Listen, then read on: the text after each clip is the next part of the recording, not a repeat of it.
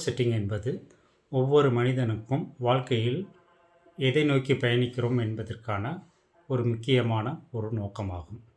கோல் setting செய்வது சாதாரண வேலையல்ல. அதற்காக சில முன்னெடுப்புகளை நாம் செய்ய வேண்டிய அவசியம் இருக்கிறது. நாம் எதை நோக்கி பயணிக்கிறோம், எங்கே போகிறோம் என்பதை குறித்து ஒரு தெளிவு பெற நாம் நம்ம வாழ்க்கை லட்சியம், வாழ்க்கையை மேம்படுத்துவதற்கான நம்மளோடது கனவு என்ன என்பது குறித்து நாம் வரிசைப்படி ஒழுங்குபடுத்த வேண்டும்.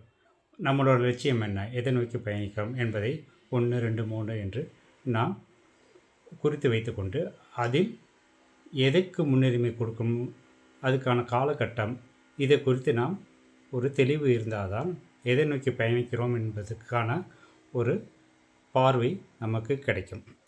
பொதுவாக கோல் செட்டிங் பண்ணும்போது சில விஷயங்களை நாம் தெளிவுபடுத்த வேண்டியது இருக்குது. ஸ்பெசிஃபிக்காக, குறிப்பாக எதை நோக்கி செல்கிறோம் என்பதுக்கு நமக்கு ஒரு புரிதல் இருக்க வேண்டும்.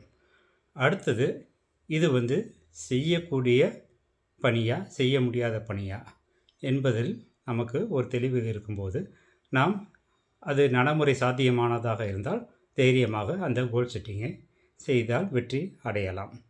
அடுத்து, நாம் எதை நோக்கி, அதோட எல்லை என்ன, இதுக்கு முன்னாடி இருந்தவங்களாம் எந்த எல்லை வரைக்கும் சென்றிருக்கிறார்கள், நாம் எதை நோக்கி பயணிக்கிறோம், இது சமுதாயத்துக்கு அல்லது நம்ம வாழ்க்கைக்கு ரெலவெண்ட்டாக இருக்கா, தொடர்பானதா இல்லையா, அதுக்கான நேரம் எவ்வளோ காலம் எடுக்கும், அதை அடைவதற்கு நமக்கு என்னென்ன தகுதிகள், திறன்கள் தேவை, அதற்கு எவ்வளவு நிதி அவசியம் தேவைப்படுகிறது, அதை எவ்வாறு நாம் திரட்டுவது, இதுக்கான சரியான பீப்புள் யார், இந்த விஷயங்களுக்கு நாம் ஒரு தெளிவு உருவாக்கினால் நாம் எண்ணத்தை நம்ம செயல் வடிவம் பெறலாம்.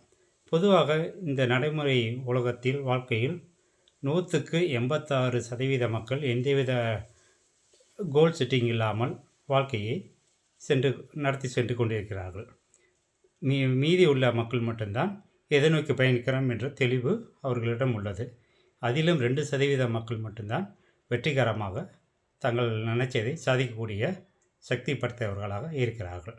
அந்த 2%த்தில் நாமும் இருக்க இப்பொழுதே நாம் எதை நோக்கி பயணிக்கிறோம் என்ற தெளிவு நமக்கு வேண்டும். வாழ்த்துக்களுடன் ஐ. மோகன்தாஸ்.